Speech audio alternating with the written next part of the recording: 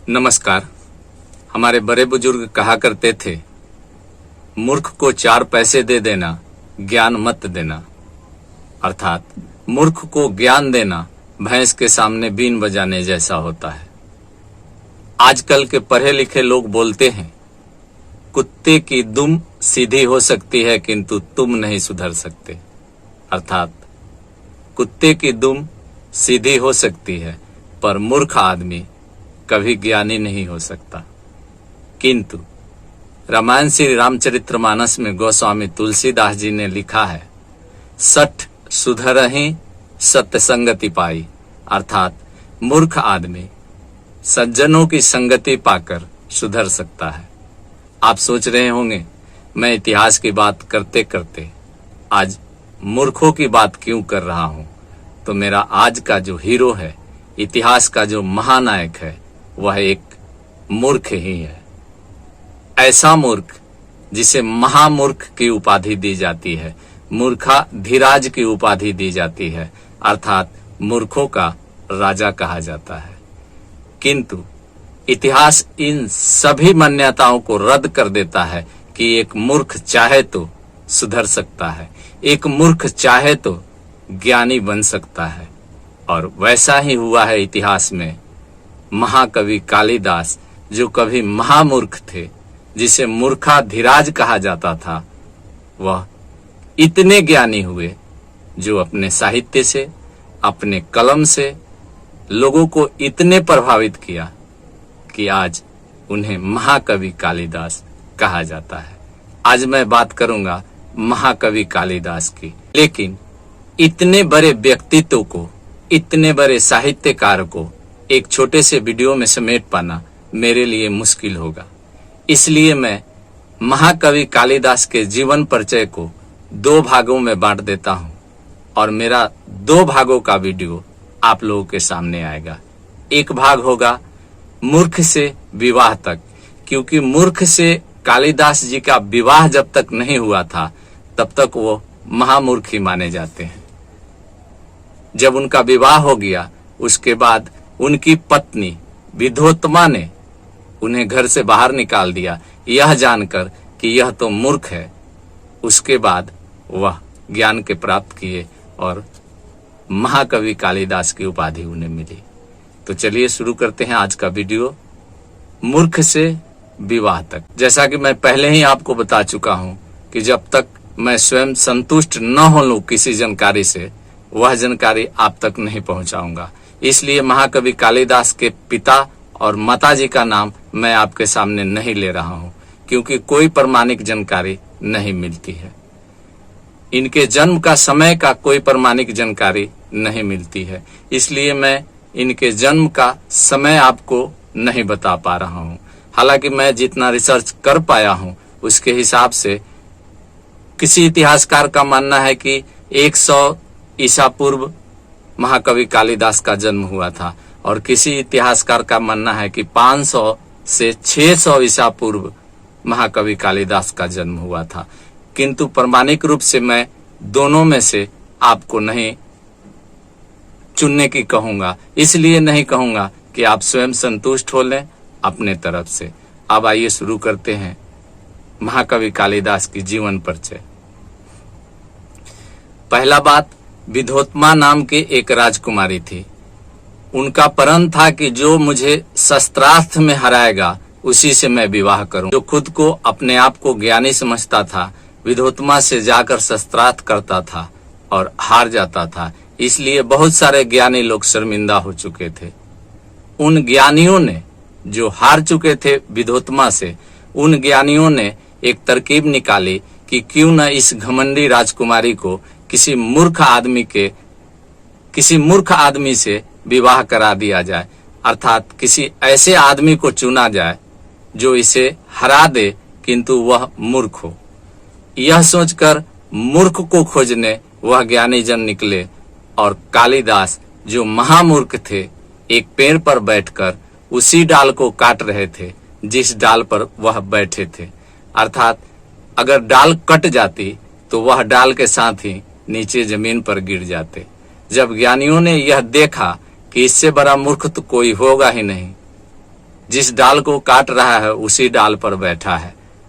तो उन ज्ञानियों ने महाकवि कालिदास को चुना, अर्थात मूर्ख कालिदास को चुना कि क्यों ना इस मूर्ख से उस घमंडी राजकुमारी का शस्त्रास्त्र कराया जाए।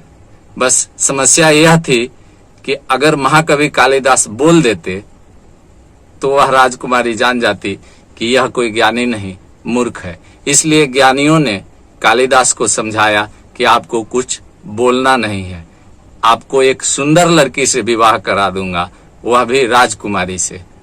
मूर्ख आदमी इतना सुनकर खुश हो गया और ज्ञानियों के साथ चल दिया। राजकुमारी जहां पर शस्त्रास्त्र करती थी, ज्ञानियों ने उनके सामने बिठा दिया और यह बात कही कि मेरे गुरुजी हैं, यह बोलते नहीं हैं, साधना में हैं, इसलिए इशारों से बात करेंगे, मैं इनकी भाषा को आपको समझा दूंगा। जब विधोत्मा उनसे प्रश्न किया तो एक उंगली उठाई। एक उंगली उठाने का मतलब था कि ईश्वर एक है, परमात्मा एक है। राजकुमारी विधोत्मा आदि गुरु शंकराचार्य से प्रभावित थी और आदि गुरु शंकराचार्य का अद्वैत भाव जो था उसे ही उन्होंने एक उंगली दिखाकर कहा था कि परमेश्वर एक है। कालिदास को लगा कि यह घमंडी लड़की मेरा एक आंख फोड़ने की बात कह रही है, इसलिए उन्होंने दोनों उंगली दिखाया। अर्थात उनका कहना था कि अगर तुम मेरा एक आंख फोड़ोगी तो मैं तुम्हारा दोनों आंख फोड़ दूंगा। राजकुमारी विधोत्मा उन ज्ञानी जनों से पूछी कि भाई ये क्या बता रहे हैं, दो बता रहे हैं। ज्ञानी जनों पहले से ही ज्ञानी थे, उन्होंने बताया कि आपका कहना है कि परमेश्वर एक है, हमारे गुरु जी का कहना है कि एक नहीं दो है, एक जो स्वयं परमेश्वर है और दूसरा प्रकृति है। अर्थात अगर प्रकृति नहीं है तो परमेश्वर का अस्तित्व ही नहीं है। राजकुमारी विधोत्मा इससे संतुष्ट हुई कि हाँ, प्राकृतिक है तभी परमेश्वर है, प्रकृति नहीं है तो कोई नहीं है, शून्य हो जाएगा। इसलिए वह संतुष्ट हो गई। राजकुमारी विधोत्मा अब 5 उंगली दिखाई, अर्थात वायु, अग्नि, जल, पृथ्वी और आकाश। यह 5 तत्व हैं जो प्रकृति हैं, किंतु यह 5 एक नहीं हो सकते। परमेश्वर एक है, यह 5 है। इतना देख करके कालिदास जी ने मुट्ठी दिखाया, अर्थात अगर तुम मुझे थप्पड़ मारोगी तो मैं तुम्हें घूसा मारूंगा। राजकुमारी विधोत्मा ज्ञानी जनों से बोली कि भाई ये क्या दिखा रहे हैं, मुट्ठी क्यों दिखा रहे हैं, इनका कहना क्या है। ज्ञानी जन बोले कि आपका कहना है कि 5 तत्व जो हैं वह अलग अलग हैं और परमेश्वर एक हैं, किंतु हमारे गुरु जी का कहना है कि यही 5 तत्व जब एक साथ मिल जाते हैं तो प्रकृति का निर्माण होता है। अर्थात यह अलग अलग रहते हैं तो 5 तत्व हैं, किंतु अगर एक साथ मिल जाते हैं तो प्राकृतिक बन जाते हैं, मनुष्य बनता है, अन्य जीव बनता है जो 5 तत्वों से बनते हैं। राजकुमारी विधोत्मा इससे प्रभावित हुई और अपना हार मान ली और कालिदास जी से राजकुमारी विधोत्मा का विवाह संपन्न हो गया। कालिदास जी खुशी खुशी अपने घर लेकर के गए, जो कुटिया था, झोपड़ी था उनका, उसमें लेकर के गए और विधोत्मा खुश थी, उस कुटिया से नाराज नहीं थी। उनको पता था कि एक ज्ञानी पुरुष से मेरा विवाह हुआ है। रात को जब सोए थे तो एक ऊंट बोला।